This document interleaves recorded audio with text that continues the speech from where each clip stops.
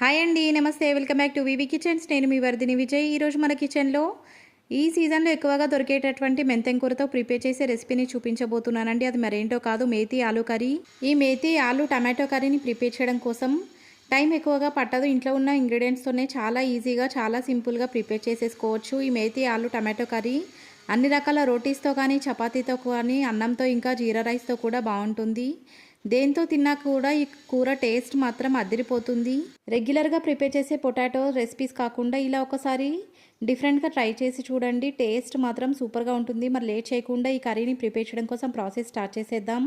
ముందుగా స్టవ్ వెలిగించి స్టవ్ పైన ఒక ప్యాన్ని పెట్టి అది వేడైన తర్వాత దాంట్లోకి 2 టేబుల్ స్పూన్ల దాకా ఆయిల్ని వేసి వేడి చేసుకున్న తర్వాత ఈ ఆయిల్లోకి 1/2 టీ స్పూన్ దాకా జీలకర్ర ఆవాలను వేసుకొని చిట్లించుకోవాలి. జీలకర్ర ఆవాలు చిట్లిన తర్వాత 2 పచ్చిమిరపకాయలను కట్ చేసుకొని ఆ పచ్చిమిరపకాయ ముక్కల్ని కూడా ఈ నూనెలోకి వేసుకొని 30 సెకండ్స్ పాటు ఫ్రై చేసుకున్న తర్వాత సన్నగా కట్ చేసుకున్నటువంటి ఉల్లిపాయలను కూడా ఈ ఆయిల్లోకి వేసుకొని గోల్డెన్ కలర్లోకి వచ్చేంత వరకు ఫ్రై చేసుకున్న తర్వాత ఒక రెమ్మ దాకా కరివేపాకును వేసుకొని కరివేపాకు మొత్తాన్ని కూడా మరొక 30 సెకండ్స్ పాటు ఫ్రై చేసుకొని ఒక కప్పు దాకా సన్నగా కట్ చేసుకొని వాటర్తో వాష్ చేసుకున్నటువంటి మెంతెం కూర మొత్తాన్ని కూడా ఈ నూనెలోకి వేసుకొని పచ్చివాసన పోయేంత వరకు మెంతెం కూరని 2 to 3 మినిట్స్ పాటు మంటను లో ఫ్లేమ్లోకి అడ్జస్ట్ చేసుకొని కలుపుకుంటూ ఫ్రై చేసుకుంటూ ఉండాలి. ఈ మెంతెం కూర మొత్తం కూడా ఫ్రై అయిపోయిన తర్వాత ఇప్పుడు ఈ ప్యాన్లోకి 1/2 టీ స్పూన్ దాకా అల్లం వెల్లుల్లి పేస్ట్ని కూడా వేసుకొని అల్లం వెల్లుల్లి పేస్ట్ మొత్తాన్ని కూడా మరొక 30 సెకండ్స్ పాటు ఫ్రై చేసుకున్న తర్వాత 1/2 టీ స్పూన్ దాకా పసుపును కూడా వేసుకొని పసుపు మొత్తాన్ని కూడా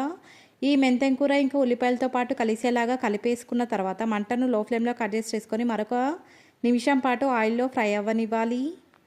1 మినిట్ తర్వాత ఈ ప్యాన్లోకి వీడియోలో చూపిస్తున్న సైజులోకి పొటాటోస్ని కట్ చేసుకొని ఆ కట్ చేసుకున్నటువంటి పొటాటోస్ని కాసేపు సాల్ట్ వాటర్లో వేసి 2 నుంచి 3 నిమిషాల పాటు బాగా వాష్ చేసుకున్న తర్వాత వాటర్ మొత్తాన్ని కూడా డ్రైన్ చేసేసుకొని ఈ పొటాటో పీసెస్ మొత్తాన్ని కూడా ఈ ప్యాన్లోకి వేసేసుకొని మెంతెం కూర ఇంకా ఉల్లిపాయలతో పాటు కలిసేలాగా అడుగు నుంచి కలుపుకున్న తర్వాత మంటను లో టు మీడియం ఫ్లేమ్లోకి అడ్జస్ట్ చేసుకొని మధ్య మధ్యలో కలుపుకుంటూ 5 to 10 మినిట్స్ పాటు ఈ పొటాటోస్ మొత్తాన్ని కూడా ఆయిల్లో బాగా ఉడికించుకుంటూ ఉండాలి.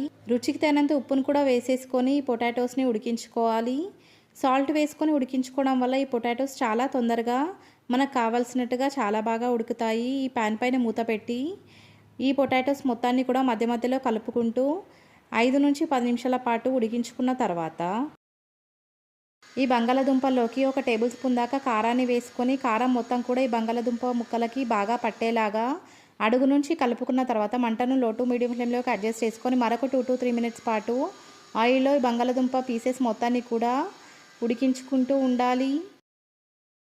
2 నిమిషాల తర్వాత ఈ బంగాళదుంపల్లోకి బాగా పండినటువంటి 2 టమాటోలను సన్నగా కట్ చేసుకొని ఆ టమాటో ముక్కలు మొత్తాన్ని కూడా ఈ బంగాళదుంపల్లోకి వేసేసుకొని ఈ బంగాళదుంప ముక్కలతో పాటు కలిసేలాగా కలిపేసుకొని ఉడికించుకోవాలి. టమాటో పైన ఉన్న తొక్కి ఊడి వచ్చేంత వరకు కూడా మంటను లో టు మీడియం ఫ్లేమ్లోకి అడ్జస్ట్ చేసుకొని మధ్య మధ్యలో కలుపుకుంటూ ఈ టమాటో ఇంకా బంగాళదుంప ముక్కలని కలిపి ఉడికించుకోవాలి. టమాటోలో ఉన్న రసం మొత్తం కూడా బయటకు వచ్చి ఈ బంగాళదుంపలు ఉడకడానికి హెల్ప్ చేస్తుంది. ప్యాన్ పైన మూత పెట్టి మధ్య మధ్యలో కలుపుకుంటూ ఉడికించుకోవాలి. మంటను మాత్రం ఏమాత్రం హై ఫ్లేమ్లోకి అడ్జస్ట్ చేయకూడదు. అలా కనుక చేసినట్లయితే ఈ కర్రీ మొత్తం కూడా అడుగు తగిలే అవకాశం ఉంటుంది. 5 నిమిషాల తర్వాత ఈ బంగాళదుంపల్లోకి 1/2 టీ స్పూన్ దాకా గరం మసాలా పౌడర్ని కూడా వేసేసుకొని గరం మసాలా మొత్తాన్ని కూడా ఈ బంగాళదుంపలతో పాటు కలిసేలాగా ఒకసారి అడుగు నుంచి కలుపుకొని మరొక 2 to 3 మినిట్స్ పాటు మంటను లో ఫ్లేమ్లోకి అడ్జస్ట్ చేసుకుని ఆయిల్లో ఈ బంగాళదుంప ముక్కలను ఉడికించుకోవాలి. ఈ బంగాళదుంపల పైన ఆయిల్ పైకి తేలి వచ్చేంత వరకు కూడా ఈ బంగాళదుంప ముక్కల్ని గరం మసాలాని వేసుకున్న తర్వాత ఉడికించుకోవాలి. అలా గనక చేసినట్లయితే ఈ కర్రీ టేస్ట్ సూపర్గా వస్తుంది. వీడియోని కనుక కరెక్ట్గా అబ్జర్వ్ చేశారంటే ఈ బంగాళదుంప కర్రీ నుంచి ఆయిల్ అనేది పైకి తేలడం స్టార్ట్ అయిందండి. ఇలా ఆయిల్ అనేది సపరేట్ అవుతున్నటువంటి టైంలో ఈ కర్రీ మొత్తాన్ని ఒకసారి అడుగు నుంచి కలుపుకొని ఈ బంగాళదుంప కూరలోకి ఒక కప్పు దాకా మంచినీళ్ళని వేసుకొని ఆ మంచినీళ్ళు మొత్తాన్ని కూడా ఈ కర్రీతో పాటు కలిసేలాగా ఒకసారి కలుపుకున్న తర్వాత మంటను హై ఫ్లేమ్లోకి అడ్జస్ట్ చేసుకొని 2 to 3 మినిట్స్ పాటు ఈ పొటాటో కర్రీ మొత్తాన్ని కూడా ఉడికించుకోవాలి. బంగాళదుంప ముక్కలు మనకు కావాల్సినట్టుగా ఉడికేంత వరకు కూడా ఉడికించుకుంటూ ఉండాలి. మీకు కనుక ఈ గ్రేవీ కన్సిస్టెన్సీ కాస్త ఎక్కువగా కావాలనుకుంటే మరొక కప్పు దాకా వాటర్ని వేసేసుకోవచ్చు.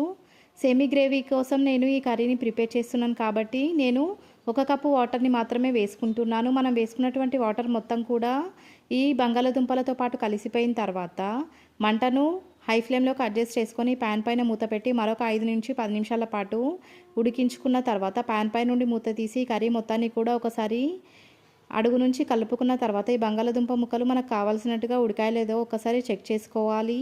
నాకైతే ఈ బంగాళదుంపలు ఉడకడానికి 5 నిమిషాల దాకా టైం పట్టిందండి. ఒకసారి బంగాళదుంపలను ప్రెస్ చేసి చూసినట్లయితే అది ఉడికిందో లేదో తెలిసిపోతుంది. బంగాళదుంప ఉడికిపోయిన తర్వాత స్టవ్ ఆఫ్ చేసేసుకొని ఈ ప్రిపేర్ అయినటువంటి కర్రీని ఒక సర్వింగ్ బౌల్లోకి ట్రాన్స్ఫర్ చేసుకొని మీకు నచ్చిన దాంతో సర్వ్ చేసుకోవచ్చు. మరికొన్ని టేస్టీ అండ్ సింపుల్ బంగాళదుంప రెసిపీస్ కూడా మన ఛానల్లో అవైలబుల్గా ఉన్నాయి. మీకు కనుక కావాలనుకుంటే లింక్ డిస్క్రిప్షన్లో ఇస్తాను. ఈ రెసిపీ కనుక మీకు నచ్చినట్లయితే లైక్ చేయండి, షేర్ చేయండి, మన ఛానల్ని సబ్స్క్రైబ్ చేసుకోండి.